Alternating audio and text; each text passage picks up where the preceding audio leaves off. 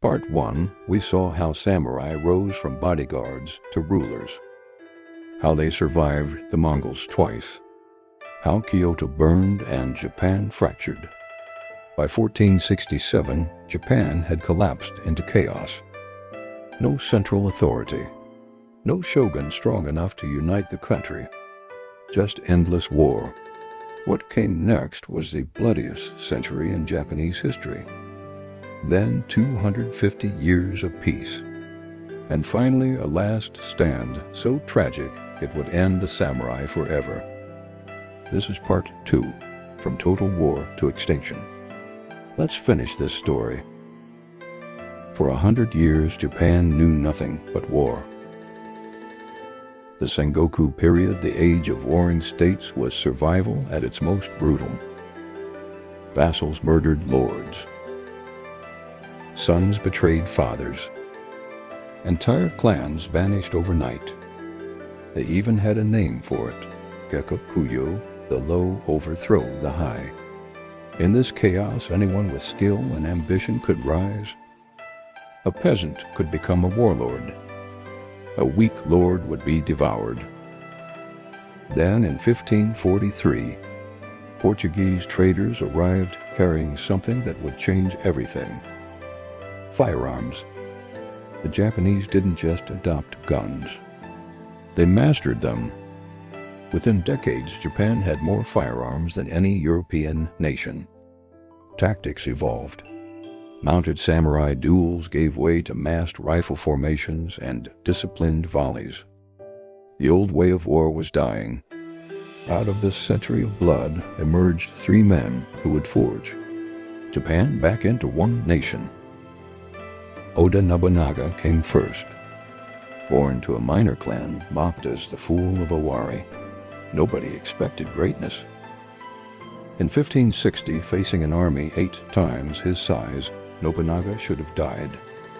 Instead, he launched a surprise attack during a thunderstorm and killed the enemy commander. Overnight, he became the most feared man in Japan. For 20 years, he tore through his enemies. He was the first to truly weaponize firearms, organizing peasant soldiers into disciplined lines that slaughtered samurai cavalry. He destroyed the warrior monks who opposed him, burning their temples, slaughtering thousands. By 1582, Nobunaga controlled half of Japan. Then his own general betrayed him. Surrounded at Honnoji Temple, Nobunaga set it ablaze. His body was never found. The most powerful man in Japan. Everything he built, gone in one night of betrayal. Toyotomi Hideyoshi was born a peasant. He'd risen through the ranks by pure talent.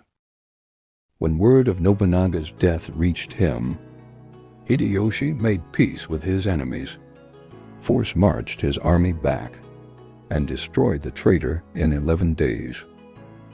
Over the next 8 years, he finished what Nobunaga started. For the first time in over a century, Japan was united. Hideyoshi froze society into rigid classes. Only samurai could carry swords. Peasants were forbidden weapons. The samurai's status was cemented forever. Then he made a fatal mistake. He invaded Korea twice. Both invasions failed catastrophically. When Hideyoshi died in 1598, he left a 5-year-old heir and an exhausted nation. Everyone knew what was coming. Tokugawa Ieyasu had been waiting his entire life. He'd survived every betrayal the Sengoku threw at him. With Hideyoshi's heir too young to rule, Japan split, the Western army loyal to the Toyotomi, the Eastern army backing Ieyasu. October 21st, 1600, Sekigahara. 160,000 samurai. The largest battle in Japanese history. For hours, neither side could break through. Then a Western general named Kobayaka betrayed his allies and attacked from behind. the Western army collapsed. Ieyasu had won. 3 years later, he became shogun. The Tokugawa would rule for 250 years. The age of war was over. Tokugawa Ieyasu built a system designed to last. For over 250 years, Japan knew peace it hadn't experienced in centuries.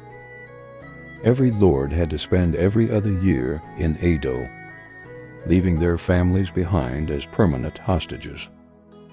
It drained their wealth and kept rebels in check. But peace created a problem. What do you do with warriors when there are no wars? The samurai became bureaucrats. They carried their swords as status symbols, but spent their days managing taxes, settling disputes, shuffling papers. Imagine your entire identity built around being a warrior, and you'll never fight. Some thrived. They became scholars, mastering philosophy, poetry, and art. The warrior scholar reached its peak. Others struggled. Samurai lived on fixed rice stipends while merchants grew wealthy. A samurai might outrank a merchant, but couldn't afford what the merchant bought easily. During this era of peace, Bushido became formalized. Loyalty unto death, courage against impossible odds, honor above survival. Seppuku ritual. Suicide became the ultimate proof of a samurai's control over his fate. The samurai's proudest era culturally was also the beginning of their end. A warrior class without war becomes obsolete. In 1853, American warships sailed into Edo Bay with guns Japan couldn't match. The message was clear: open your ports, or we'll open them for you. The shogunate caved. The humiliation sparked a crisis. Young samurai looked at their nation backwards, vulnerable, and decided everything needed to change, including the shogunate itself. January 3, 1868. Samurai from southwestern domains seized the imperial palace and restored the 15-year-old Emperor Meiji to power. The last shogun surrendered. A brief war followed, but within a year, resistance collapsed. This wasn't just a government change. It was a revolution. The new leaders looked at Western power and made a ruthless calculation: modernize or be colonized. Feudal domains abolished. National conscript army created. Railroads built. Telegraph lines strung. Western technology flooding in. And the samurai class systematically dismantled. First, domains abolished. Samurai lost their employers. Stipends converted to bonds at significant loss. Then in 1876, the final blow: swords banned. For centuries, the sword was the samurai's soul. Now, any peasant conscript could carry a rifle. The samurai's reason for existence had vanished. Most adapted. They became teachers, officials, businessmen. Many government leaders were ex-samurai who traded swords for Western suits. But not everyone accepted the new order.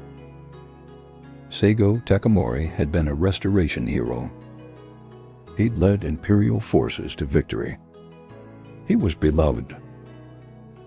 But as the government systematically stripped samurai privileges, Seigo grew disillusioned. In 1873, he resigned and returned home to Satsuma. He opened schools teaching traditional values. Disgruntled samurai flocked to him. The government grew nervous. In February 1877, Saisho marched out with 30,000 followers. The Satsuma Rebellion had begun. For months, samurai fought the new imperial army peasant conscripts with modern rifles, artillery, and warships. The samurai had courage, discipline, and centuries of tradition. The army had overwhelming numbers and firepower. It wasn't enough. By September, Seijo was down to his last 500 men, cornered on Mount Shiroyama. 30,000 imperial troops surrounded them, artillery, warships offshore. General Yamagata, who respected Saigo despite opposing him, sent a letter, "Surrender and your lives will be spared." Seigo refused. September 24, 1877. Dawn. The imperial forces attacked. The samurai charged downhill with their swords, straight into modern rifles, Gatling guns. By the time it ended, only 40 were left alive. Seijo, severely wounded, either committed seppuku or died of his wounds. The Satsuma Rebellion was over, and with it, the age of the samurai. 12 years later, Emperor Meiji pardoned Seijo. A statue was erected in Tokyo, depicting him not as a warrior, but walking his dog. The samurai class was abolished, but Bushido lived on.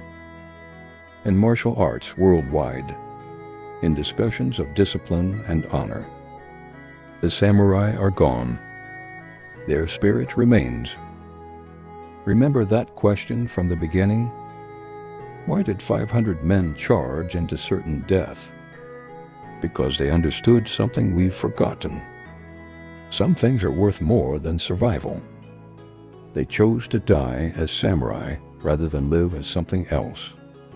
That's not just history. That's a lesson about principle, about identity, about standing for something when everything's against you.